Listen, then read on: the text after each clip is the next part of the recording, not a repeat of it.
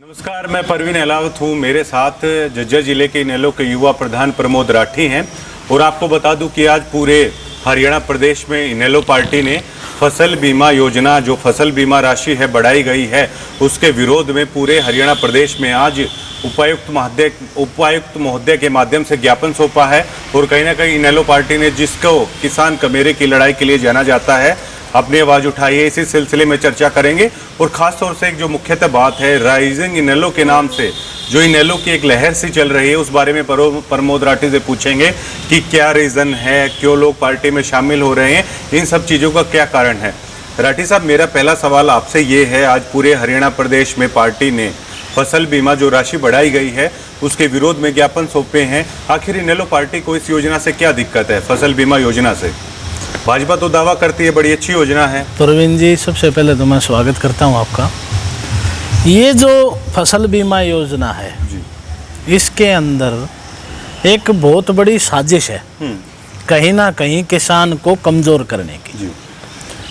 और सरकार तो अपनी बुराइयों को अच्छा ही बताती आई है। उसका एक कारण है, क्योंकि जो उनकी सहयोगी कंपनियां हैं, बीमा कंपनी है, वो कहीं ना कहीं उनको सहयोग करती हैं और वो उनको फ़ायदा पहुंचाने के लिए हरियाणा के किसान को हर तरफ से लूटने की कोशिश में है। पिछले दिनों फसल खरीद में भी किसानों के साथ ऐसा ही हुआ है। जिस गेहूं को 2150 रुपये की राशि में सरकार खरीद रही थी, आज उस गेहूं की कीमत 1750 रुपये सरकार ने इस हालात पे किसान को लाके खड़ा कर दिया कि 1750 रुपये में किसान अपना गेहूं बेच रहे हैं। इस योजना के तहत जो सरकार ने बोझ किसान पर डाला है, उससे किसान बर्बाद की कागार पे पहले ही थे, लेकिन इससे संपूर्ण तरह तय है कि किसान बर्बाद हो जाएंगे। किसानों से आपकी बात होती है, क्या कह रहे हैं किसान? क्या वाकई में परेशान हैं? क्या मानते हैं? बिल्कुल परेशान है। हर जगह लोग अभी कल वो परसों ट्रैक्टरों से इसका विरोध किया किसानों ने। हर जगह विरोध है, क्योंकि ये हकीकत में किसानों के ऊपर बोझ है। इसके आपने देखा होगा, पहले जैसे ये आंकड़े हमारे पास है, हाँ। रबी की फसल 1.5% फसल बीमा है, खरीफ की पे 2%, अच्छा व्यावसायिक पे 5%। अब 2020 में धान पे 50 रुपये पर एकड़, सीधा सीधा इसको 4 गुना करके किसान के ऊपर डाल, बीमा कंपनियों को फायदा पहुंचाने के। चलिए, एक चीज ये बताइए कि राइजिंग इनेलो एक आपका नारा चल रहा है, लगातार देख रहे हैं, लोग भी शामिल हो रहे हैं। क्या ऐसा कारण है कि चुनाव को हुए महज 8 महीने ही हुए हैं और आपकी पार्टी में लगातार लोग शामिल होते जा रहे हैं? ये चीज़ अब किसी से छुपी नहीं है। क्या कारण मान के चले, क्यों शामिल हो रहे हैं लोग आपकी पार्टी में?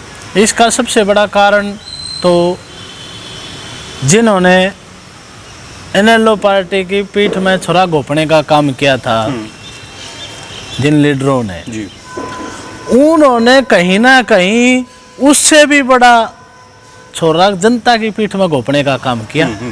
जनता से भाजपा के खिलाफ वोट लेकर उस लुटेरी भाजपा के साथ जाके खड़े हो गए, जिस भाजपा को प्रदेश की जनता सत्ता से बाहर कर चुकी थी।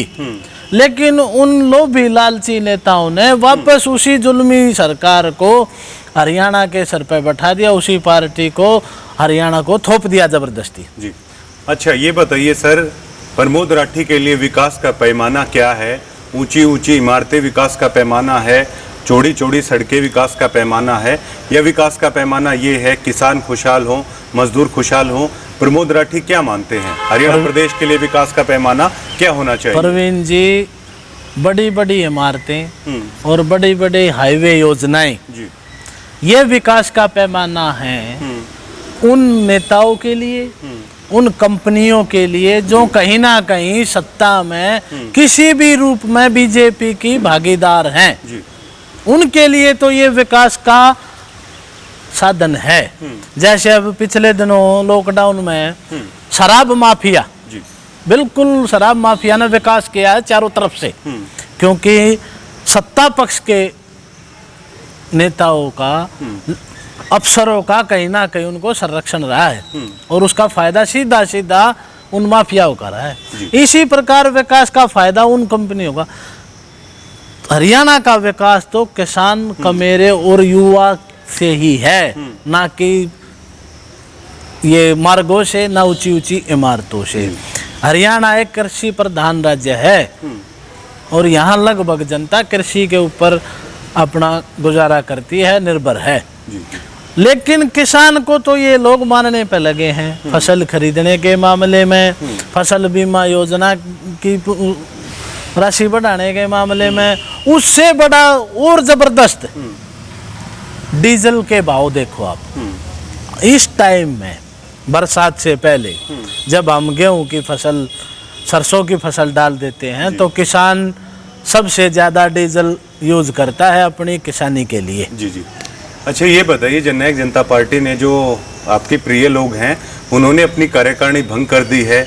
इनेलो पार्टी कह रही है आप लोगों से घबरा के बंद कर दी है, जबकि जेजेपी ये कह रही है नए सिरे से बनाएंगे। क्या मान के चले, जननायक जनता पार्टी ने अपनी कार्यकारिणी क्या वाकई में इनेलो से घबरा के बंद की है? परवीन जी, एक कहावत रही है, बड़े बूढ़े जो कहते हैं वो गलत नहीं कहते जी। काट की हांडी एक बार चढ़ती है, बार बार नहीं चढ़ती। वो काट की हांडी जेजेपी पार्टी वाले लीडरों की चढ़ चुकी है और जनता को उनका पता लग चुका है। और चोर की डाडी में हमेशा तिनका होता है, तो वो ही काम जेजेपी पार्टी के साथ है। जेजेपी पार्टी के जो लीडर हैं उनको पता है कि आज जनता समझ चुकी है कि ये आपके लिए सबसे बड़ा विश्वासघात था, है और रहेगा। जी जी। इसीलिए उन्होंने, जनता ने रुख कर लिया चौधरी अभय सिंह चौटाला और इंडियन नेशनल लोकदल पार्टी की तरफ। और जेजेपी के नेताओं को भय है, सिर्फ वो अपना एक पर्दा लगाने का काम किया है कार्यकारिणी भंग करके, कि कोई भी आदमी जो पार्टी छोड़कर जाए वो पद के साथ ना जा पाए। जी जी। उनको पता है। ओम प्रकाश धनखड़ को प्रदेशाध्यक्ष बना दिया गया है, आपके गृह जिले झज्जर से ही वो आते हैं। क्या मानते हैं, क्या प्रभाव पड़ेगा? क्या ओम प्रकाश धनखड़ जाटों को साथ पाएंगे, नहीं साथ पाएंगे? इनेलो पार्टी की तरफ से आपका रुख क्या रहेगा? ओम प्रकाश धनखड़ का प्रभाव पड़ेगा, उससे ज्यादा प्रभाव पड़ेगा ओम प्रकाश धनखड़ के लड़के का। जी। वो सरपंचों को पहले भी धमकियां देते आए, अब तो और अंदाजा हो गया भाई प्रदेश अध्यक्ष का लड़का है, सरकार है। ये फायदा तो होया है कि लोगों में भय बढ़ने का काम हुआ है, और कोई फायदा नहीं है। वही ओम प्रकाश धनखड़ है जो चौधरी देवीलाल और चौधरी चरण सिंह के बारे में आप शब्द बोल रहा था कि उसने किसानों के लिए क्या किया। बिल्कुल। कोई उस आदमी से पूछने वाला हो, इस जनता को अब सीधे सीधे भाजपा ने ये संदेश दे दिया कि हम किसान के विरोधी हैं, इसीलिए किसान विरोधी नेता को हम हरियाणा का अध्यक्ष बना के आपके सर पर बैठाएंगे। जी। बड़ौदा उपचुनाव को इनेलो पार्टी के लिए अग्नि परीक्षा मानते हैं, इनेलो पार्टी के लिए एक नए सिरे से एक मौका मानते हैं, और बड़ौदा उपचुनाव में इनेलो के लिए क्या संभावनाएं हैं जो प्रमोद राठी है मान के चल रहे हैं? बड़ौदा चुनाव को मैं एक ऐसा युद्ध मानता हूँ जो अन्याय के खिलाफ और न्याय के लिए लड़ाई है। और जनता ये जान चुकी है कि बीजेपी पार्टी ने पिछले 8 महीने के कार्यकाल में जनता के साथ क्या रवैया रखा है।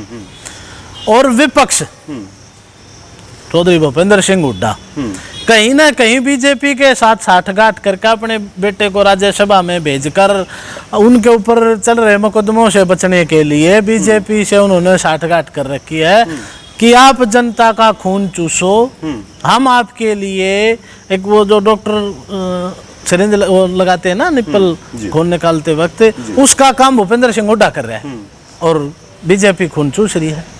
तो अब जनता के पास एक प्रावधान एक ही रह गया, Chaudhary Abhay Singh Chautala, Indian National Lokdal party. जी। मेरा आखिरी सवाल भी ये आपसे रहेगा कि ऐसा एकदम से क्या हुआ कि एक अकेले शख्स के दम पर है, पूरी पार्टी है लगातार उठती जा रही है। हालांकि आप जैसे कार्यकर्ताओं का योगदान भी काफ़ी इंपॉर्टेंट होता है, लेकिन ये वही अभय सिंह चौटाला हैं जिनके बारे में विधानसभा चुनाव से पहले तक तमाम पार्टियां हैं लगातार नेगेटिव छवि पेश करती थी।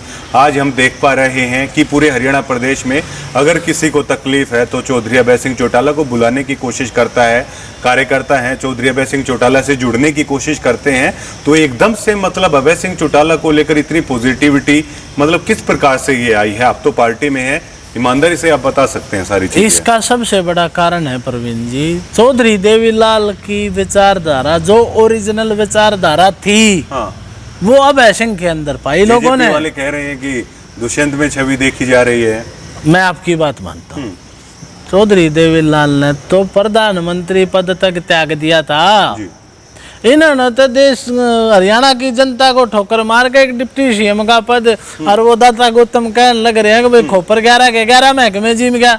देवीलाल, चौधरी देवीलाल तो हमेशा से त्याग करते आए लोगों के लिए। कहाँ से है वो छवि? आप उनसे पूछो तो सही।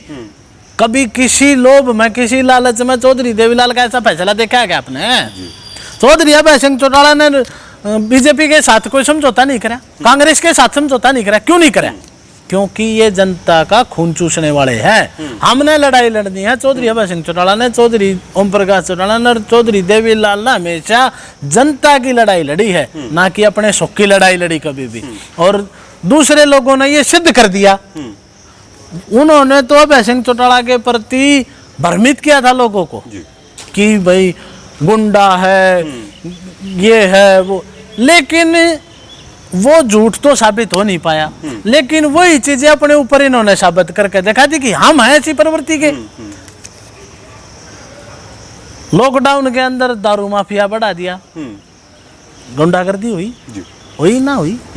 आप हर रोज देख लो, सरकार कह रही है कि जांच चल रही है। नहीं, जांच तो एक बात बताओ, आप कराने वाले, आप ही जांच कराने वाले, तो होगा क्या? कुछ नहीं होता। हर रोज हरियाणा के अंदर क्राइम कितना बढ़ रहा है आप देख सकते हैं। तो गुंडा अभय सिंह थोड़ी है, गुंडे तो सरकार चलाने वाले हैं जो क्राइम को बढ़ा रहे हैं। लेकिन जनता ने अब देख लिया कि ओरिजिनल जो नीतियां चौधरी देवीलाल की विचारधारा थी, किसान की आवाज उठाने की, पैदल चल पड़ते थे, जहां पानी खड़ा होता उसके अंदर चले जाते थे, वो थे चौधरी देवीलाल। और वही काम चौधरी अभय सिंह चौटाला ने अभी लॉकडाउन के अंदर करके दिखाया है। मंडियों के अंदर जाके ताले खुलवा के, तोड़वा के किसान की हर एक बात को सरकार को मजबूर करे है किसान की बात मानने के लिए। इसलिए लोग जुड़ रहे हैं कि असली विचारधारा तो वाकई में ही चौधरी अभय सिंह चौटाला जी के अंदर है और वही आपका भला कर सकते हैं। बहुत बहुत शुक्रिया, धन्यवाद। तो ये इनेलो के जिला युवा प्रधान प्रमोद राठी थे। और एक बात इनेलो नेताओं से बात करके बिल्कुल सामने आती है कि ये लोग बिल्कुल बेखौफ होकर, बिल्कुल निडर होकर और बिल्कुल कहीं ना कहीं पूरी बेबाकी से अपनी बातें रख रहे हैं। क्योंकि कहीं ना कहीं इनेलो पार्टी लगातार ये बोल रही है कि जी अगर दुष्यंत सिंह चौटाला में चौधरी देवीलाल की छवि देखी जाती है तो वो आप त्याग दिखाइए, अगर दुष्यंत सिंह चौटाला में चौधरी देवीलाल की अगर छवि देखी जाती है तो वो काम आप बताइए। और कहीं ना कहीं इन बातों में तो इनेलो नेताओं की में दम है कि इस कोरोना के काल में जब कोई भी नेता लोगों के बीच में नहीं आया तब चौधरी अभय सिंह चौटाला मंडियों के अंदर भी गए हैं। जब कोई नेता नहीं निकला तो चौधरी अभय सिंह चौटाला लोगों की आवाज़ भी बने हैं। और ये बात अब बिल्कुल किसी से छुपी नहीं है कि राइजिंग इनेलो वाकई में काम कर रहा है। लगातार इनेलो है उसका कुनबा बढ़ता ही जा रहा है, आए दिन लोग शामिल भी हो रहे हैं। और अगर बड़ौदा उपचुनाव में जननायक जनता पार्टी अगर अच्छा परफॉर्मेंस कर पाती है तो ये बिल्कुल सत्ता के गलियारों में खासी चर्चा है कि वहीं से जननायक जनता पार्टी। जी मैं एक आपसे बात बोलूंगा, आप अगर कभी जेजेपी के लीडरों का इंटरव्यू लें तो उनसे पूछना मेरी तरफ से, क्या हरियाणा का